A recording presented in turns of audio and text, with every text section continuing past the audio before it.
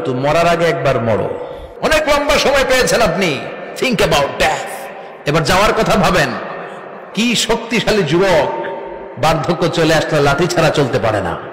কাগজ বের করে একটু লিখো না, কি কি ভালো কাজ করছিলা যেগুলো দিয়ে নাজাতের ওসিলা হতে পারে। লিখে দেখো তোমার অবস্থাটা কি।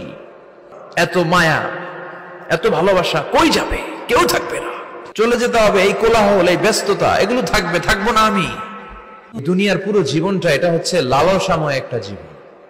লোভ, মরিচিকা, মায়াজাল। এই মায়াজালে আমরা আটকে আছি, ফলে মৃত্যুর কথা আমরা ভুলে গিয়েছি। পাগলের মতো ছুটছিট, আরো টাকা লাগবে, আরো খ্যাতি লাগবে, আরো যশ লাগবে, আরো দাপট লাগবে আমার। এত টাকা দিয়ে কি হবে? এত সম্পদ দিয়ে কি হবে? এত ব্যস্ততা দিয়ে কি হবে তোমার? স্টপ, থামুন, অনেক হয়েছে, আন্না থামুন। Take a rest, take a breath and think about death. Think that you have to go back to your Lord. একটু বসেন না, একটু ভাবেন যে আমাকে চলে যেতে হবে, চলে যেতে হবে। এই কোলাহল, এই ব্যস্ততা, এগুলো থাকবে, থাকবো না আমি। সাইয়েদনা ওমর ফারুক বলেছেন, মুতু ক্বাবলা আন তামুতু, মরার আগে একবার মরো। হাসিবু ক্বাবলা আন তুহাসাবু আলাইকুম, তোমার হিসাব নেওয়ার আগে তুমি একবার নিজের হিসাবটা করো না। কাগজ বের করে একটু লিখো না, কি কি ভালো কাজ করছিলা যেগুলো দিয়ে নাজাতের ওসিলা হতে পারে। 1 2 3, আর কি কি আকাম কুকাম করছো দেখো না, লিখে দেখো তোমার অবস্থাটা কি। মরার আগে একবার মরো। মরার আগে খাটের মধ্যে শুয়ে শটান করে চোখ বন্ধ করে একবার মরার ভান করে দেখেন কেমন লাগে। চোখটা বন্ধ করেন আর ভাবেন আপনি নাই, কি কি হতে পারে ভাবেন। আপনার ছেলে মেয়েরা কান্না জুড়ে দিবে, আপনার প্রাণের স্ত্রী বিলাপ শুরু করে দিবে, বন্ধু বান্ধবের চিৎকার আর মাতম, স্থানীয় এলাকার মসজিদে ঘোষণা, অমুক এলাকার নিবাসী অমুক ভাই, অমুকের ছেলে অমুক দুনিয়ায় নাই। সব আত্মীয়রা চলে আসবে, ফেসবুকে স্ট্যাটাস দেয়া হবে, সবাই সবাইকে জানাবে বিকাল 4টায় অমুক হাই স্কুল ময়দানে আপনার জানাজা। ছুটে আসবে, সবাই ছুটে আসবে আপনাকে শেষ বিদায় দিতে, গুড বাই জানানোর জন্য, আল ওয়াদা, বিদায় জানাতে আসবে সবাই। 4 তাকবীর দিয়ে আপনার জানাজা হবে, অশ্রুসিক্ত জানাজায় আপনার বিদায় হবে। কাঠের খাটিয়ার মধ্যে করে কাঁধে তুলে আপনার কবরে নেওয়া হবে। আগে থেকে খুঁড়ে রাখা কবরটার মধ্যে আপনারে বিছিয়ে দেয়া হবে। বাঁশের কচি দিয়ে তার উপরে মাটির চাপা দিয়ে সব চলে যাবে। ভাবেন না একবার চোখ বন্ধ করে, this is the circle of life, this is the nature of life. এটা সবার হবে, আমার হবে, আপনার হবে। এত মায়া, এত ভালোবাসা কই যাবে? কেউ থাকবে না, সবাই আপনার অন্ধকার কবরে রেখে দিয়ে চলে আসবে। উপরে বাঁশের কঞ্চি, তার উপরে মাটির চাপা, অন্ধকার আর অন্ধকার। এই অন্ধকার যেন শেষ হতে চায় না। এজন্য আমাদের চলে যেতে হবে। দাদা গেল, চাচা গেল, মামা গেল, আমাদেরকেও যেতে হবে। জোরে কোন ঠিক কিনা?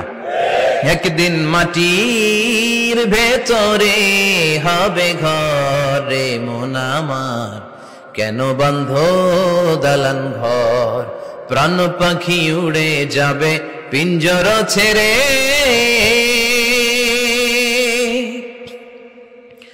ধরা ধামে সবই রবে, তুমি যাবে চলে।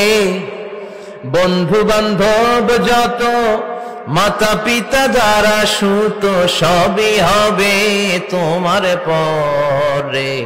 মন আমার কেন বন্ধ দালান ঘর? একদিন মাটির ভেতরে হবে ঘরে মন আমার, কেন বন্ধ দালান ঘর? ঠিক কিনা? সব করে থাকবে, চলে যেতে হবে আমাদেরকে। এজন্য আখিরাতের কথা যেন আমাদের স্মরণ হয়। বিশ্বনবী বলতেন, নাহাইতুকুমান জিয়ারাতিল কুবুর, আমি তোমাদেরকে কবর জিয়ারত করতে আগে নিষেধ করতাম, কিন্তু এখন নিষেধাজ্ঞা প্রত্যাহার করে নিলাম। এখন সব সময় তোমরা কবরের সামনে যাবা আর জিয়ারত করবা। কবরস্থানে জানতো বড়ুয়া কৃষ্ণপুরের এই গ্রামের কবরস্থান আছে কোন দিকে? পূর্ব দিকে আছে, গোখরার জলের ওদিকে। যান আপনারা, একটু যাবেন, একটু গেলে আখিরাতের কথাটা স্মরণ হবে। ওখানে ছোট শিশুরা শুয়ে আছে, কিশোর যুবকরা আছে, আপনার মতো তাগড়া যুবক, মুরব্বীরা আছে। এরা এই এলাকায় থাকতো, এরা আকাশ থেকে নেমে আসে না, এই এলাকার সন্তান, আজ নাই। একটা সার্টেন পিরিয়ড শেষে আপনিও থাকবেন না। This is the nature of life, this is the circle of life. ছোট্ট শিশু হয়ে এসেছিলেন, শৈশব, কৈশোর, যৌবন, প্রৌঢ়ত্ব। আগে ছিলেন সিঙ্গেল, বিয়ে করে হয়ে গেলেন ডবল। এরপরে আল্লাহ আপনাকে একটা মেয়ে দিল, এরপরে মেয়েকে বিয়ে দিয়ে শ্বশুর হলেন, এরপরে ওই মেয়ের ঘরে সন্তান হতে নানা হলেন। আর কতদিন? অনেক দিন হলো তো, অনেক লম্বা সময় পেয়েছেন আপনি। Think about death. এবার যাওয়ার কথা ভাবেন, আখিরাতের সামানের কথা ভাবেন, ফিরে যেতে হবে। কি শক্তিশালী যুবক! বার্ধক্য চলে আসলে লাঠি ছাড়া চলতে পারে না।